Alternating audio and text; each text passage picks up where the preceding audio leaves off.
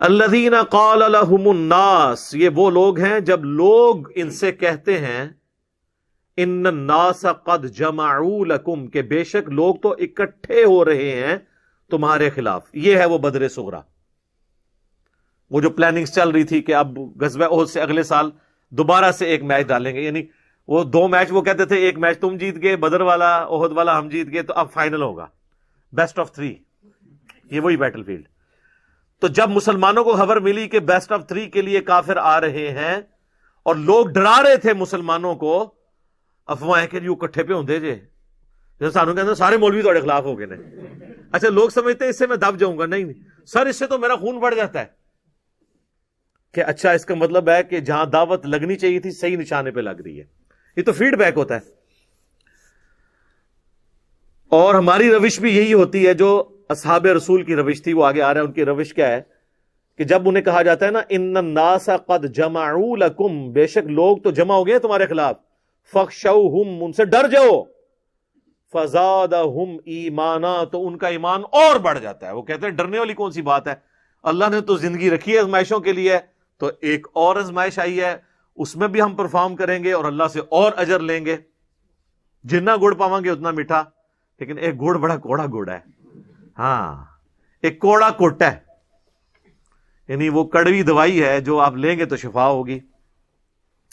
تو ان کا ایمان بڑھتا ہے اور وہ کہتے ہیں وَقَالُوا حَسْبُنَا اللَّهُ وَنِعْمَ الْوَكِيلُ، ہم نے اللہ ہی پر بھروسہ کیا اور وہی ہمیں کافی ہے، وہی بہتر کارساز ہے. یہ ہے وظیفہ. سورہ آل عمران کی آیت نمبر 172 جو ہم نے اپنے بلو کارڈ صبح شام کے اذکار پہ بھی لکھا ہے. اسی کانٹیکسٹ میں اسی آیت کے تحت ایک حدیث ہے صحیح بخاری میں 173 آیت 172 پچھلی تھی. حسبنا اللہ ونعم الوکیل سورہ آل عمران کی آیت نمبر 173 کے کانٹیکسٹ میں ایک حدیث ہے صحیح بخاری کے اندر. وہ ہم نے اپنے بلو والے کارڈ کے اندر بھی نقل کی ہوئی ہے. میں اس کا آپ کو نمبر بھی بتاتا ہوں چونکہ یہ کارڈ بائی چانس میرے سامنے رکھا ہوا ہے. اس کا انٹرنیشنل نمبر ہے 4563. تو اس میں حضرت عبداللہ ابن عباس کا قول ہے کہ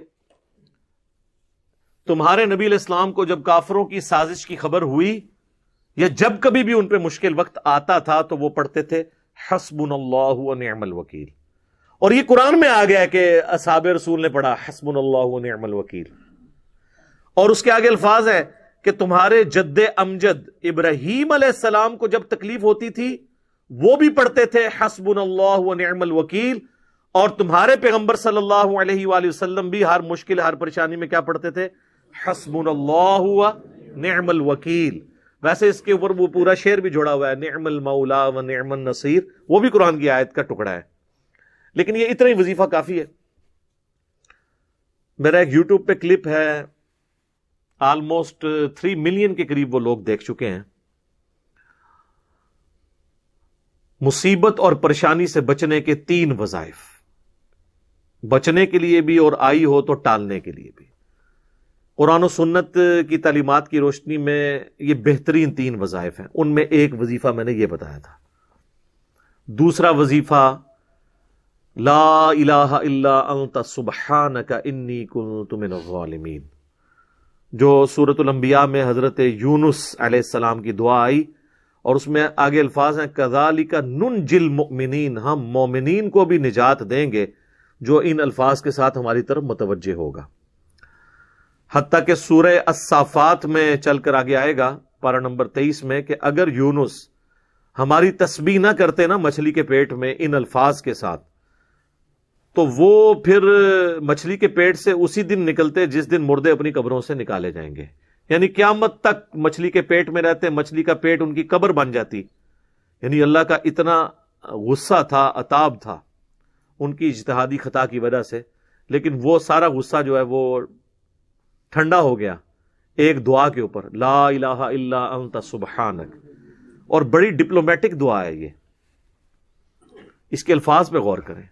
اے اللہ تیرے سوا کوئی معبود نہیں، انت سبحانک، تو تو پاک ہے، تجھ سے تو غلطی ہوتی ہی نہیں نا. انی کنت من الظالمین، میں تو انسان ہوں، میں تو غلطیاں کروں گا تو مجھے معاف کر دے. کیسی زبردست بات ہے کہ جب میں انسان ہوں تو پھر مجھ سے غلطی ہوگی نا، تو پاک ہے. تو یہ چیز اللہ کو اتنی عاجزی پسند آئی کہ اس میں الفاظ ہیں سورہ انبیاء میں کذالک ننجی المؤمنین، ہم مومنین کو بھی نجات دیں گے اسی طریقے سے جو اس وظیفے کے ساتھ ہماری طرف متوجہ ہوا۔ 2 وظیفے ہو گئے۔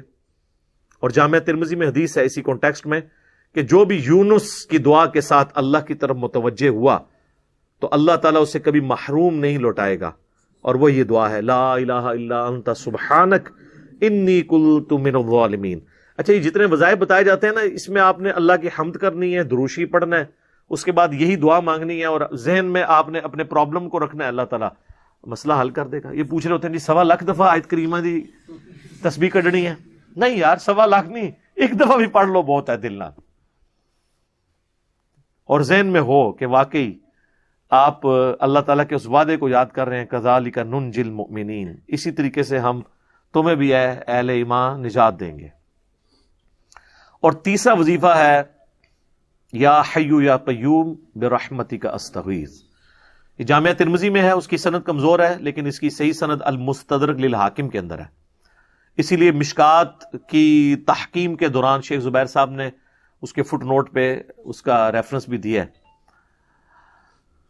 کہ اللہ کے محبوب صلی اللہ علیہ وآلہ وسلم پر جب بھی مصیبت اور پریشانی آتی تھی تو آپ پڑھتے تھے یا حی یا قیوم برحمتک استغیث، اے خود سے زندہ ہر چیز کو تھامنے والے، میں تیری رحمت کے ساتھ تیری مدد کا سوال کرتا ہوں۔ اس کی ایک اور صحیح سند سنن نسائی الکبریٰ کا جو چیپٹر ہے نا، عمل الیوم واللیلہ، اس میں بھی موجود ہے، صبح شام کے اذکار میں۔ اچھا، سب سے پہلا بلو کارڈ پتہ آپ کو کس نے لکھا ہے؟ یہ صبح شام کے اذکار والا امام نسائی نے، اس کو ٹاپک بنا کے۔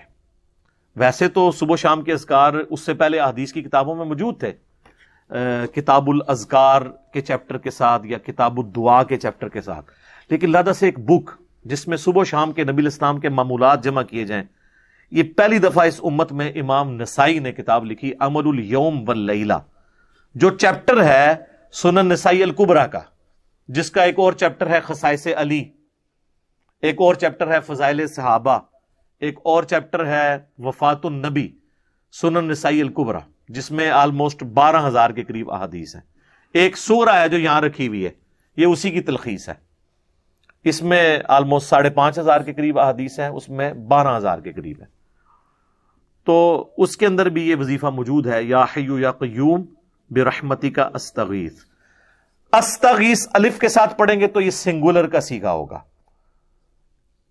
اور نون کے ساتھ پڑھیں گے نا نستغیث تو یہ جمع کا صیغہ ہو جائے گا، تو دونوں درست ہیں۔